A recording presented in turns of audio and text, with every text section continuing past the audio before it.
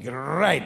Buka Alkitab kita sama-sama. Hari ini kita masih melanjutkan pembahasan kita tentang 33 karya dahsyat Roh Kudus dalam kehidupan orang percaya. Sama-sama bilang sama saya, Roh Kudus berkarya dahsyat dalam hidup saya. Amin. Saudara-saudara yang ada di rumah, ketika live chat saudara, Roh Kudus berkarya dahsyat dalam hidup saya. Kita mau tetap deklarasikan supaya apapun yang terjadi kita tahu bahwa roh yang membangkitkan Kristus dari antara orang mati ada di dalam diri kita. Amin.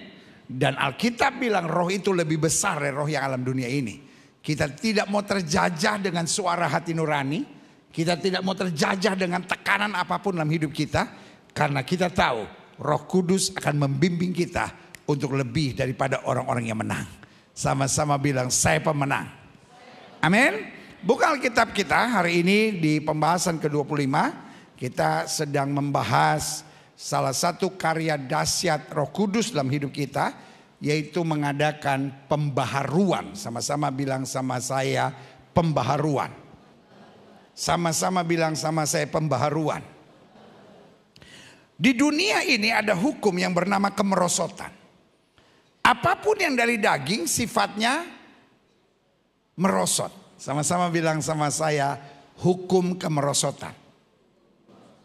Tetapi apapun yang dari Tuhan, hukumnya selalu bernama peningkatan dan kemajuan. Sama-sama bilang sama saya, hukumnya adalah peningkatan dan kemajuan. Saya ambil contoh sederhana. Manusia makin hari makin tua. Suruh mau pakai obat awet muda, suruh mau pakai perawatan. Tapi pasti makin tua. Menjadi tua tidak bisa dihindari. Tapi meskipun tua kita tetap harus semangat. Jadi kita sepakat hukum dunia kemerosotan. Hukum roh adalah peningkatan dan kemajuan. Tapi bagaimana ada peningkatan dan kemajuan kalau menghadapi tantangan? Lo justru itu. Kristus memberikan Roh Kudusnya buat kita supaya kita diperbaharui setiap hari. Makanya Alkitab bilang kesusahan sehari cukuplah untuk sehari. Ada banyak orang yang bilang, ya gimana saya bisa bertahan pendeta? 12 tahun saya berdoa buat suami saya, tapi tiap hari saya dalam tekanan. Ini yang saya mau bilang, kekuatan 12 tahun kalau kita tambah terus ya lama-lama gak kuat. Saya gak bisa menghadapi peperangan hari ini dengan kekuatan kemarin. Siapa yang setuju sama saya? Saya tidak bisa menghadapi peperangan hari ini dengan kekuatan kemarin. Kenapa kita bisa makin hari makin kuat? Karena setiap hari kita diperbaharui dalam kuasanya. Hari ini kita pasti lebih baik dari hari kemarin. Hari esok kita lebih baik lagi dari hari ini. Karena Tuhan membuat segalanya semakin indah. Makanya Alkitab bilang rahasianya. Kalau kita setia dalam perkara kecil, Tuhan berkati kita dalam perkara yang lebih besar. Bahkan orang yang menabur dengan air mata akan menuai dengan apa? Sorak-sorai. Semuanya ini bicara tentang kemajuan dan peningkatan. Sama-sama bilang saya diperbaharui. Buka Alkitab kita sama-sama. Titus pasal 3 ayat 1-7, pesan-pesan penutup. Ingatkanlah mereka supaya mereka tunduk pada pemerintah dan orang-orang yang berkuasa. Taat dan siap untuk apa? Melakukan setiap pekerjaan yang baik.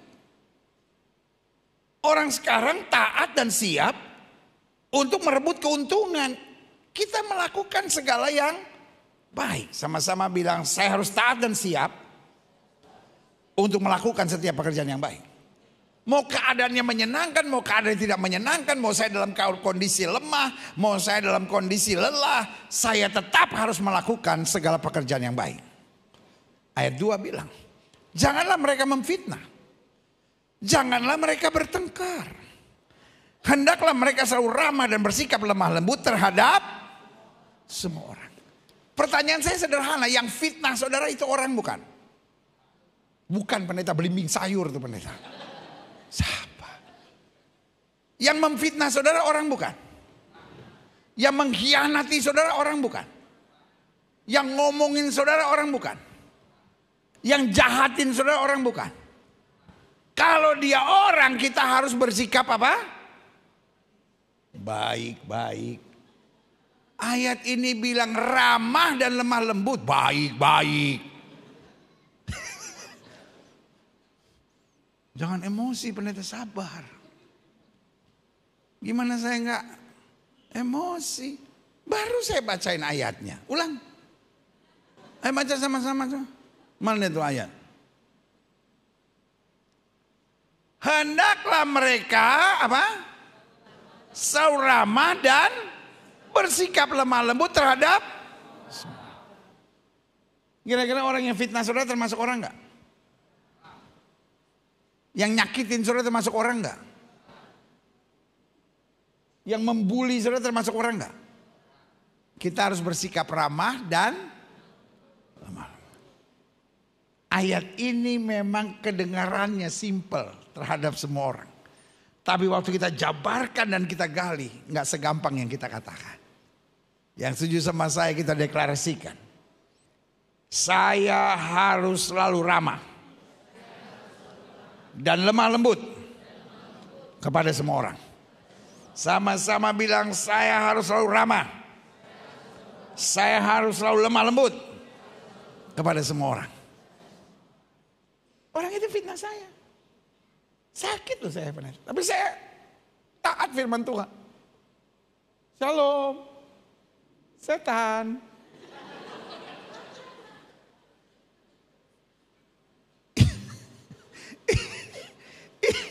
Itu mah bukan ramah lemah lembut. Itu namanya pendendam munafik, saudara. Tuhan gak suruh kita munafik gitu. Yesus dikhianati oleh Yudas. Tapi waktu Yudas datang mau mencium dia di Taman Getsemani, Yesus bilang apa? Hai teman, untuk itukah engkau datang? Ini yang saya bilang ramah dan apa? Lemah lembut.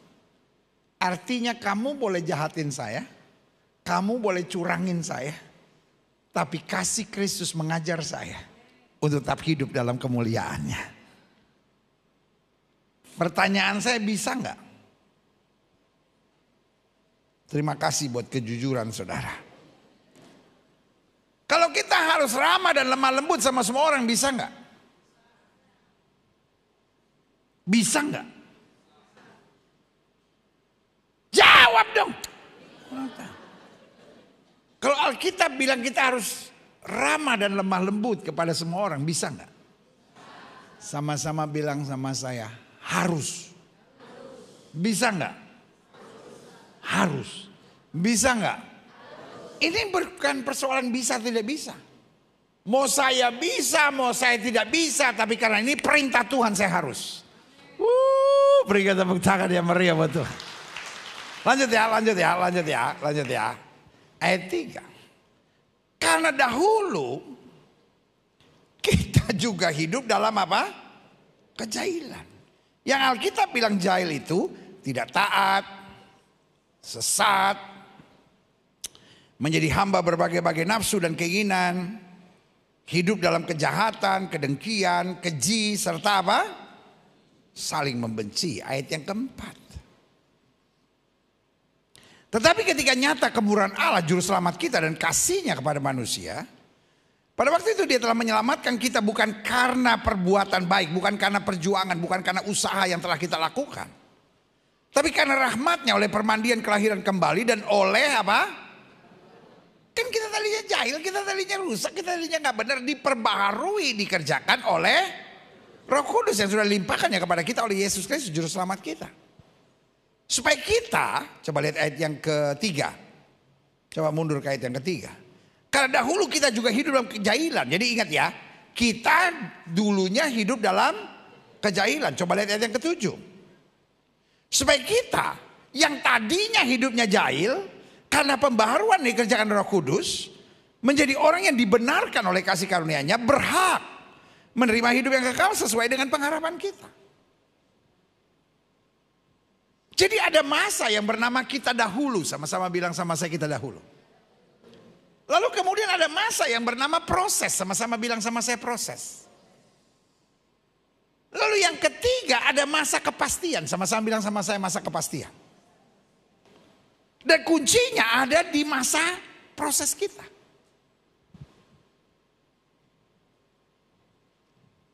Dan kalau respons kita benar. Makanya selalu saya bilang. Life is about your response. Sama-sama bilang sama saya respons. Hidup ini bukan soal badai yang kita hadapi. Hidup ini bukan soal masalah yang kita hadapi. Hidup ini bukan soal berkat yang kita alami. Hidup ini soal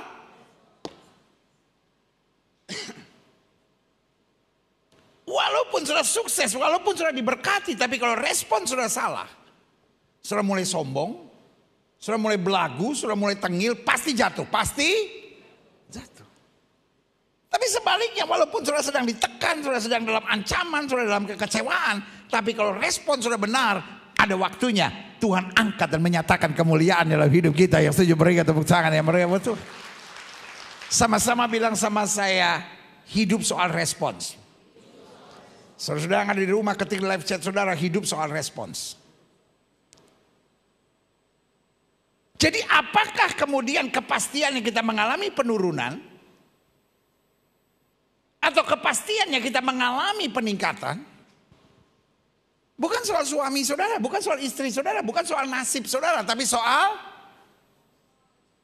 sama-sama bilang sama saya, soal respons. Waktu respons kita dalam tuntunan roh, kita akan mengalami hukum yang bernama peningkatan dan kemajuan.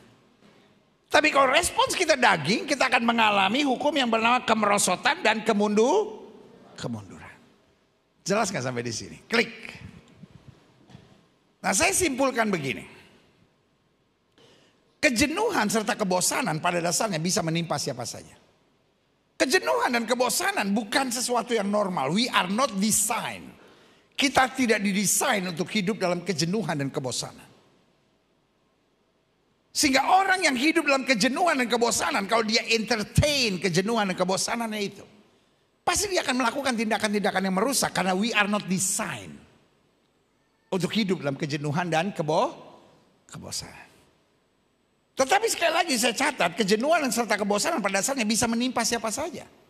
Mau dia orang kaya, mau dia orang miskin, mau dia orang hebat, mau dia orang biasa, mau dia hamba Tuhan, mau dia jemaat awam, mau dia orang tua, mau dia orang muda, mau dia orang berhasil, mau dia orang yang gagal, mau dia sudah menikah, mau dia jomblo seumur hidup. Langsung ada yang bilang, dalam nama Yesus aku patahkan kutuk itu. Itu bedanya single sama jomblo.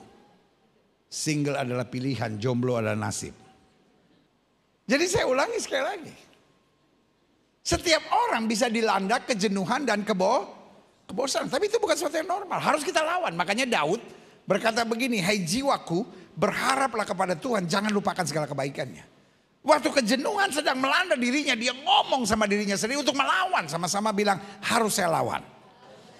Selanjutnya saya pelajari, iblis senang kita pasrah jika kita dilanda kejenuhan dan kebosanan. Karena iblis pada dasarnya senang anak-anak Tuhan hidup dalam kejenuhan dan kebosanan. Lalu kalau saudara tanya sama saya, kenapa? Saya catat di sini ada 4 alasannya. Kenapa iblis senang lihat anak-anak Tuhan jenuh dan bosan? Yang pertama, saya kurang enak untuk membacanya. Tapi sengaja saya udah tulis di sini, sudah baca aja sendiri. Kenapa iblis senang anak Tuhan jenuh dan bosan? Karena orang yang hidup dalam kejenuhan dan kebosanan, kalau dia tidak lawan, maka apa yang terjadi? Sudah lebih tahu, padahal saya belum ngomong. Orang kalau jenuh sama bosan lalu dia entertain, kewarasannya berkurang. Dia tahu nggak anak Tuhan nggak boleh bercerai? Tahu. Kalau udah tahu kita tidak melakukan, namanya tidak waras. Tapi karena jenuh, saya udah nggak tahan menata begini, saya bosan begini. anak Tuhan harus keluar dari narkoba, seks bebas. Saya juga tahu pendeta. Tapi saya jenuh, saya bosan. Nah ini yang saya bilang. Kewarasannya berkurang. Ada orang-orang yang yakin sekali gelap dan terang tidak bisa bersatu. Saya nggak mungkin pendeta punya pasangan teman hidup yang tidak seiman, nggak mungkin. Saya tidak akan jatuh cinta dengan orang yang tidak mencintai Yesus saya. Wih, berat. Tapi ketika umur 32 belum ada pasangan teman hidup, tidak ada rotan akar pun jadilah. Lu pikir kursi? Nggak ada rotan akar pun jadi. Itu yang saya bilang. Kewarasannya berkurang. Ayub tetap waras walaupun kehilangan segala-galanya. Dia kehilangan segala-galanya. Dia bilang Tuhan yang memberi, Tuhan yang mengambil, terpujilah nama Tuhan. Yusuf tetap waras walaupun diperlakukan secara tidak betul. Dia dibuang ke dalam penjara tapi dia bilang manusia boleh mereka-rekakan yang jahat, Allahku mereka-rekakannya untuk kebaikan. Sadrak, Mesah, Abednego tetap waras. Meskipun dibuang ke dapur api. Dia bilang kalau Tuhan yang kami sembah sanggup tolong, dia tolong. Tapi perlu Tuanku Raja ketahui kalau Tuhan yang kami sembah tidak sanggup tolong. Untuk menyembah dewa Tuanku Raja kami tidak mau. Petrus dan Yohanes tetap waras. Meskipun diperhadapkan pada sidang mahkamah agama yang berkata, kamu harus berhenti mengajar demi nama itu. Petrus Yohanes tersenyum dan bilang, silahkan Tuhan putuskan sendiri. Haruskah kami lebih taat kepada manusia daripada kepada Allah?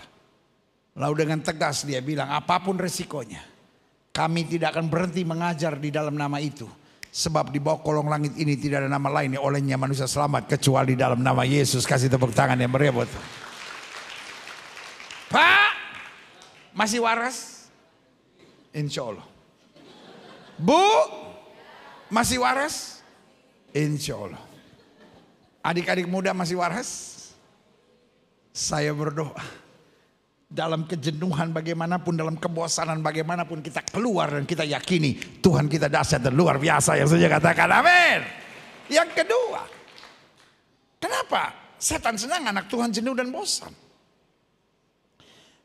Karena orang yang jenuh dan bosan biasanya memiliki alasan pembenaran. Tadi sudah saya bilang, life is just about your response. Hidup soal respons. Hidup ini bukan soal salah atau benar. Karena pada dasarnya orang-orang hebat pasti pernah buat salah. Hanya responsnya benar. Setuju? Dan orang-orang bodoh juga pasti pernah buat sesuatu yang benar. Tapi walaupun engkau benar, kalau responsmu salah, akhirnya juga jadi masalah. Contoh, ada bapak-bapak yang karena merasa benar, suka menghina istrinya. Kamu kan gak benar tuh. Pak, tugas yang benar itu merangkul, bukan menghina dan merendahkan. Coba saudara pelajari deh. Banyak masalah rumah tangga bukan karena ada kesalahan. Tapi karena yang benar itu menghina dan merendahkan. Setuju? Bu, jangan karena engkau merasa benar, lalu engkau menghina, memaki dan merendahkan. Itu kan Bapak buktinya apa? Saya selalu bilang, Bu, sebenar-benarnya ibu pasti pernah salah kan? Pak, sebenar-benarnya Bapak pasti Bapak pernah salah. Simpel aja.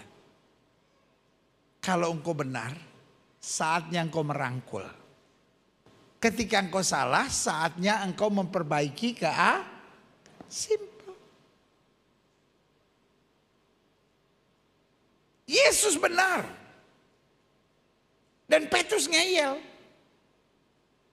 Yesus datang. Tapi Yesus nggak bilang, tenang, saya sudah ada di sini. Enggak, Yesus nggak ngomong begitu.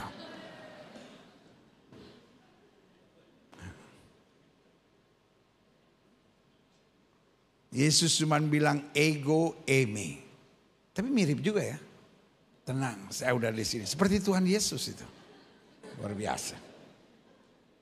Seperti Tuhan Yesus, luar biasa. Tapi Petrus berteriak, itu hantu. Yesus nggak bilang setan mana ini. Saudara, kita mau datang nolong, tiba-tiba dibilang setan. Yesus bener loh, Yesus. Yang salah siapa? Petrus. Tapi dia tidak menghina toh. Dia tidak merendahkan toh. Dia nggak pakai otak Petrus, pakai otak Petrus sembarang aja kau bilang hantu. Yesus tenang dibilang begitu. Petrus ngomong lagi. Jika engkau betul itu Tuhan, suruh aku berjalan di atas air. Yesus nggak bilang terserah. Mau jalan, mau enggak, biarin. Unang songon itu au. Dan begitulah kau. Enggak. Yesus bilang apa? Marilah. Waktu Petrus berjalan tiba-tiba dia mau tenggelam. Yang benar siapa? Yesus. Tapi responsnya tepat. Yang benar melindungi yang salah. Waktu Petrus jatuh dia langsung angkat. Dia nggak bilang, so tahu kan? Mati kan sekarang, mati kan. Maka kemudian murid-murid berkeliling dan berkata, ya matilah Petrus.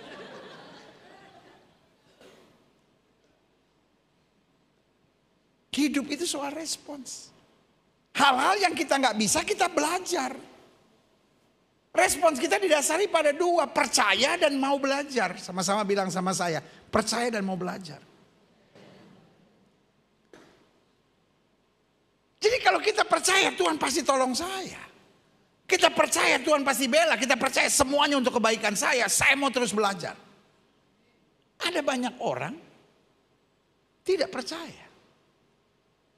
Tapi sebaliknya ada orang yang percaya tapi tidak mau belajar.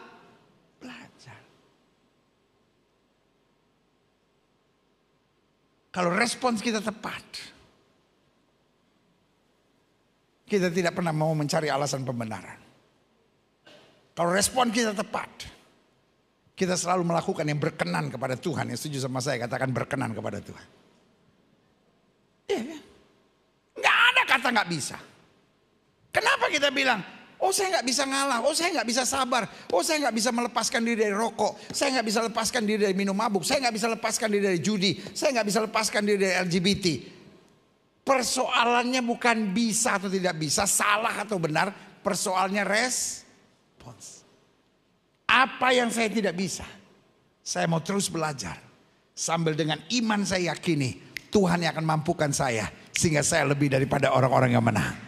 Sama-sama bilang kalau respon saya tepat, saya pasti bisa. Roh Kudus memampukan saya. Amin. Yang ketiga, kenapa iblis senang menjebak sehingga anak-anak Tuhan jenuh dan bosan? Karena orang-orang yang jenuh dan bosan biasanya memiliki kekosongan jiwa.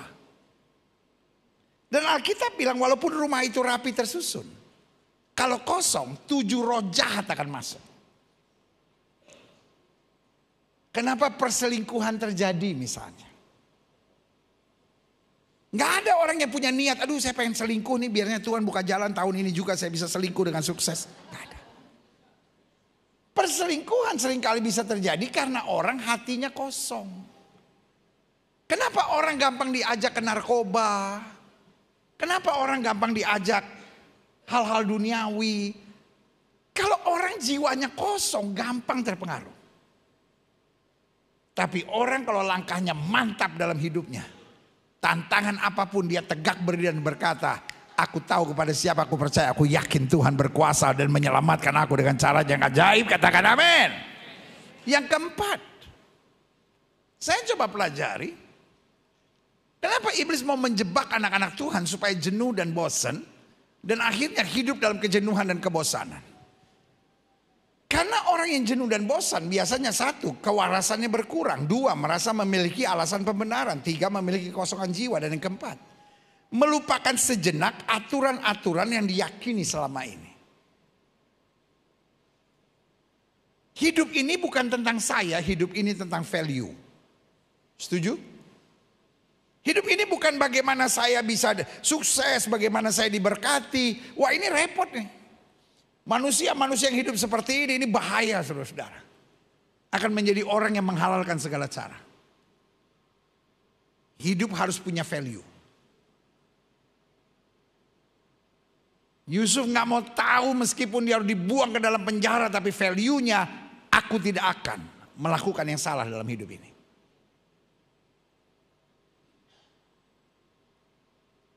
Daud gak mau tahu apakah hidupnya akan tetap terancam oleh Saul atau tidak. Tapi dia bilang, aku tidak akan menjamah orang yang Tuhan urapi. Walaupun ada kesempatan untuk Saul untuk membalas, tapi dia punya value.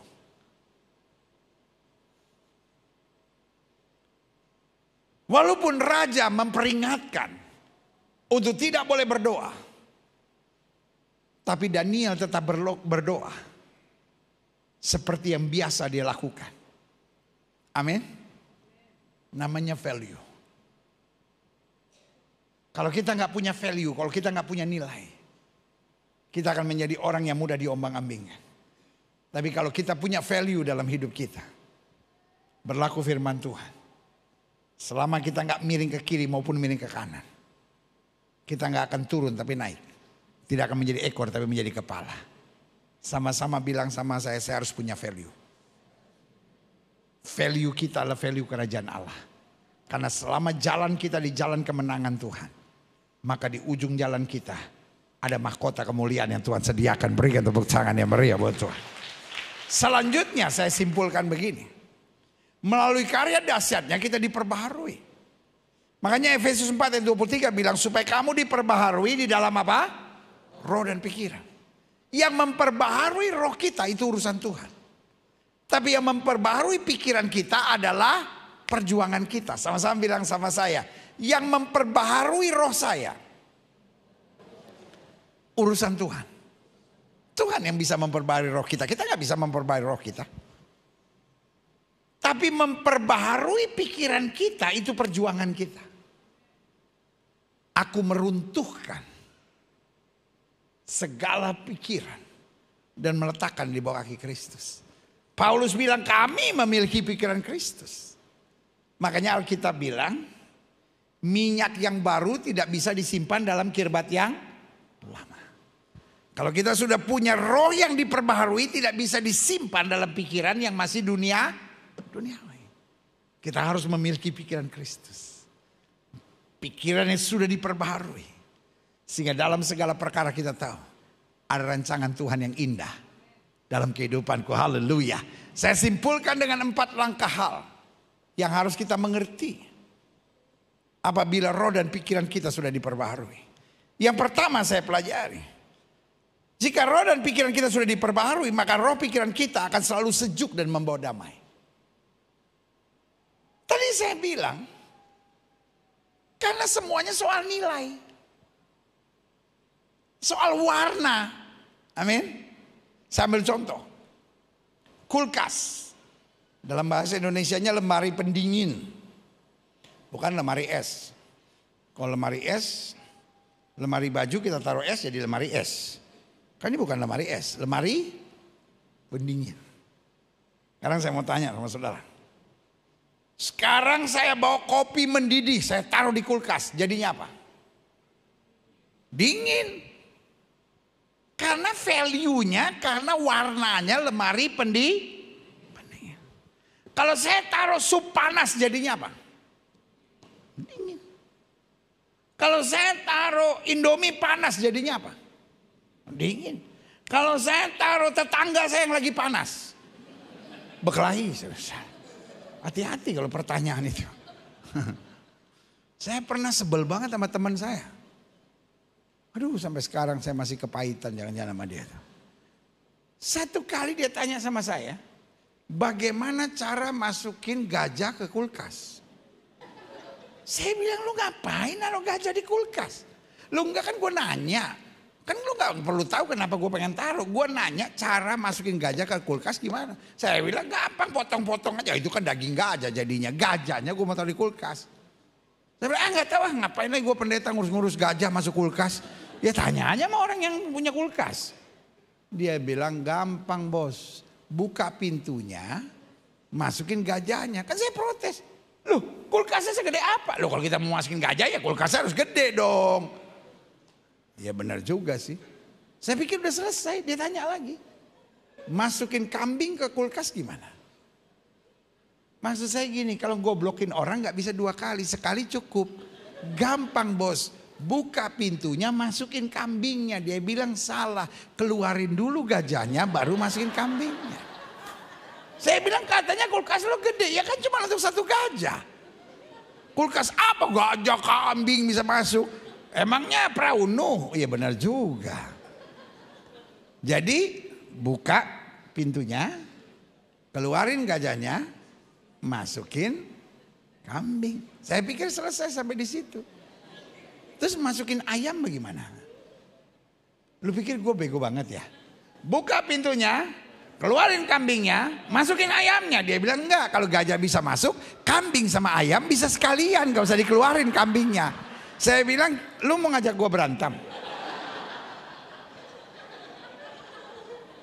Biarin deh murtad deh, gue baptis ulang dah kalau begini dah.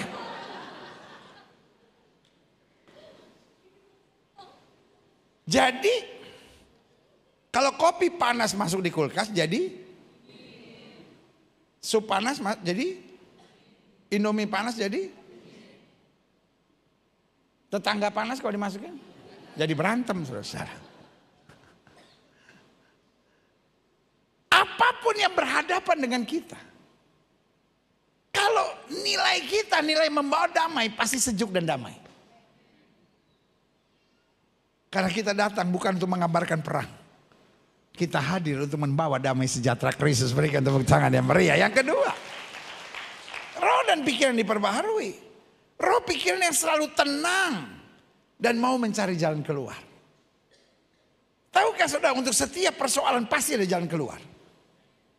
Untuk setiap persoalan pasti ada jalan keluar. Cuman soal waktu, cara dan orangnya saja. Contoh,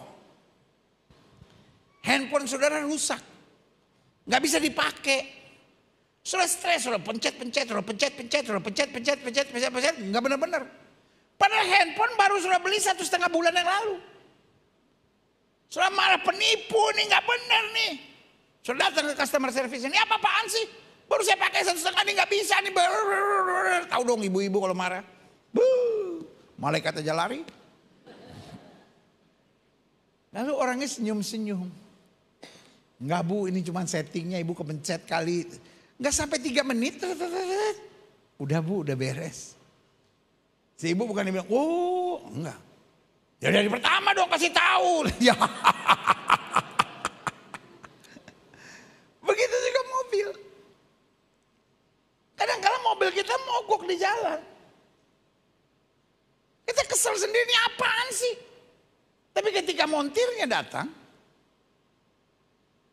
dia utik sebentar, nggak sampai setengah jam beres. Jalan keluarnya selalu, sama-sama bilang jalan keluarnya selalu ada. Hanya kita belum menemukannya. Jadi kalau menghadapi masalah, menghadapi hal-hal yang membingungkan, orang yang pikirannya sudah diperbaharui, dia tenang. Kenapa dia tenang? Dia tahu jalan keluarnya pasti ada. Dan selama dia tenang dan berseru kepada Tuhan, Tuhan yang akan menuntunnya, mengarahkannya untuk melihat jalan keluar yang Tuhan sediakan. Yang setuju katakan amin. Yang ketiga, orang yang roh dan pikiran diperbaharui selalu rindu melihat kerajaan Allah diluaskan. Life is no more about yourself.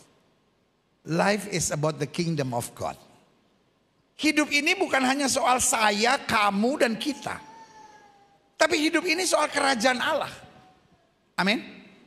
Sama-sama bilang sama saya, hidup adalah soal kerajaan Allah. Karena kita sudah dijadikan warga kerajaan sorga.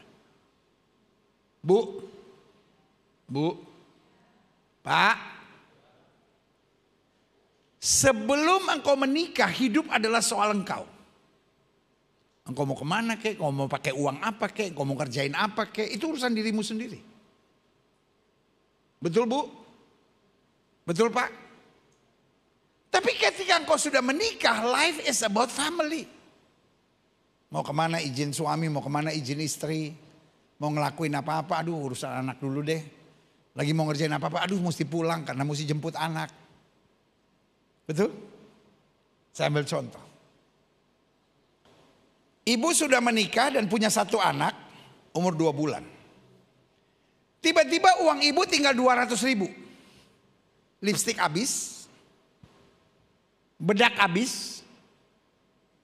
Susu bayi habis. Pampers habis. Apa yang ibu beli duluan? Pasti lipstik dan bedak. Buat ibu-ibu yang otaknya udah kepukul. Enggak dong Bu. Setuju nggak? Ibu pasti beli susu bayi dan pampers terlebih dahulu. Betul? Masalah lipstik gampang Bu. Korek Bu. Korek-korek Bu. Kok Gilbert tahu-tahu yang gitu-gituan sih? Tahu. Iya kan? Pokoknya lihat aja kalau yang sebelah sini sama sebelah sini tebalnya beda, itu akibat dikorek. Dan biasanya agak belobor-belobor sedikit ke sini. Pendeta-pendeta kalau masih baru dalam perintisan kan suka pengalamannya kayak gitu-gituan kan? Ya kan? Segala lipstik lah dikorek-korek. Bedak itu kan ada tikungannya tuh. Nah di tikungannya kadang-kadang masih ada tuh bedak-bedaknya barang dikit. Ya kan pakai tusuk gigi dikorek. Baru gosok kanan, yang kiri udah keburu habis gosok.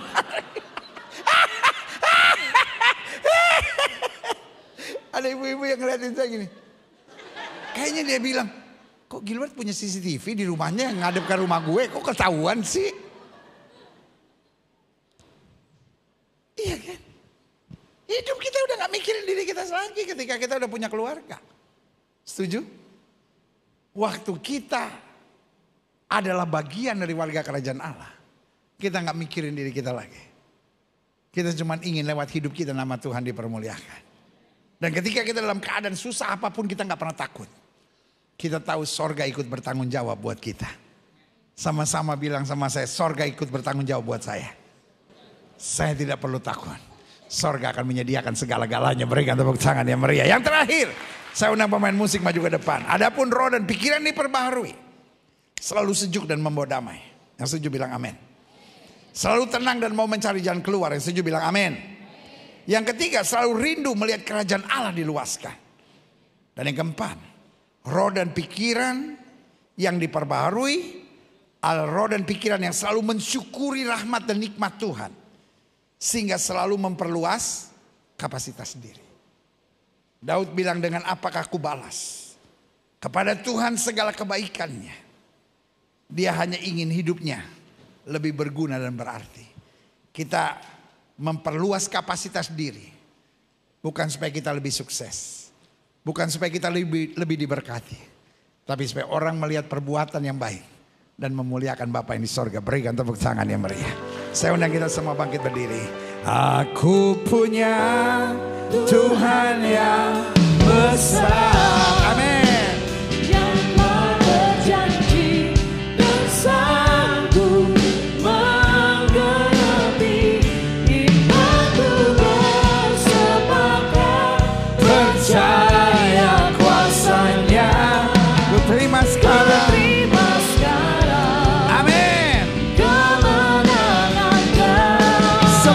Deklarasikan dengan bangga, aku punya Tuhan yang besar.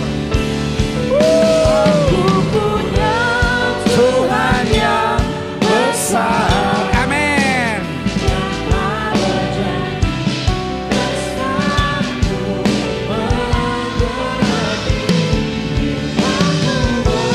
Sepakat percaya.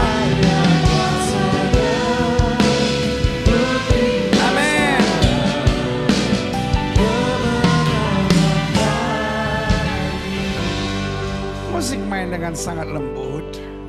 Setiap mata terpejam, setiap kepala tertunduk, setiap hati terangkat pada Tuhan. Hari ini Roh Kudus mengingatkan kita bahwa Dia mengadakan pembaharuan dalam roh kita. Dia mengadakan pembaharuan dalam pikiran kita. Dia mengadakan pembaharuan dalam semangat kita. Dia mengadakan pembaharuan dalam segala sesuatu tentang hidup kita. Iblis mau kita jenuh. Iblis mau kita bosan. Dan mungkin hari-hari ini di tengah keluarga, di tengah usaha, di tengah pelayanan, di tengah kehidupan, seperti ada kejenuhan dan kebosanan yang sedang melanda. Kejenuhan dan kebosanan bisa melanda siapa saja, tapi itu bukan sesuatu yang normal. Kita gak bisa diamkan begitu saja, kita harus lawan. Karena kita tahu kita sudah diperbaharui dalam roh dan pikiran kita. Jika itu doamu, taruh tangan kananmu di dada. Iblis mau kita jenuh dan bosan. Karena orang yang jenuh dan bosan, kewarasannya berkurang. Dia menjadi orang yang nekat. Dia menjadi orang yang membenarkan dirinya. Dia menjadi orang yang gampang terombang-ambingkan karena kosong jiwanya. Tapi sebaliknya, orang yang diperbaharui roh dan pikirannya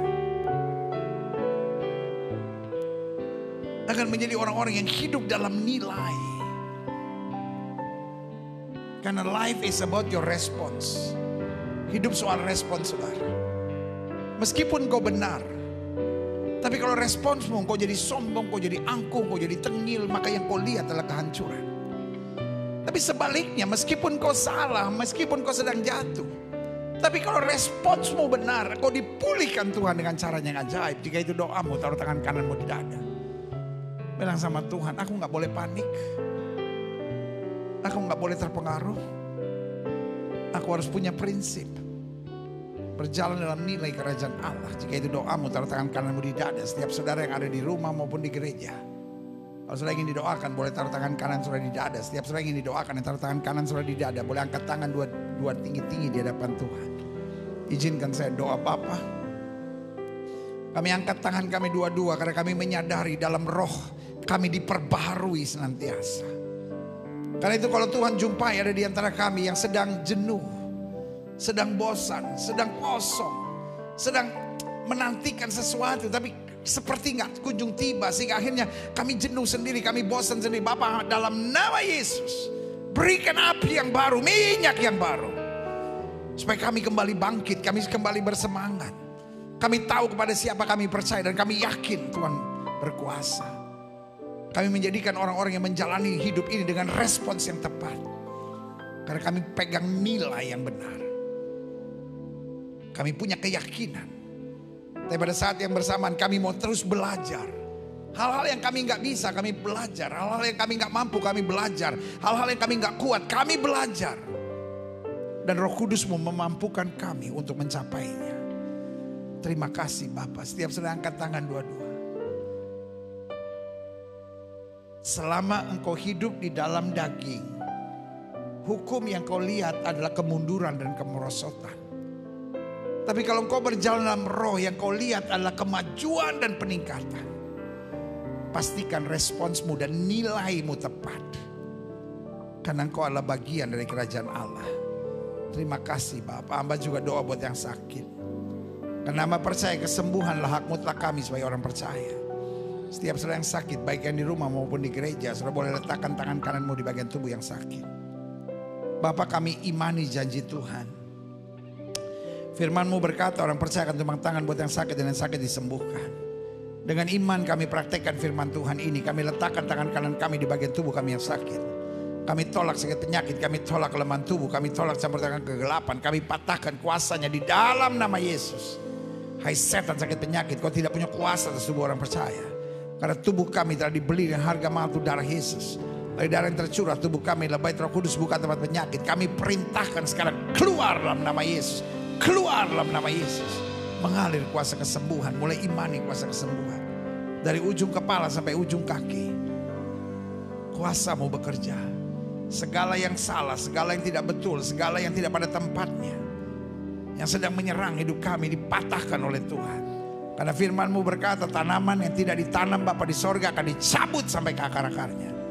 Dan kami sadar segala penyakit ini bukan tanaman yang ditanam Bapa di sorga. Cabut dalam nama Yesus.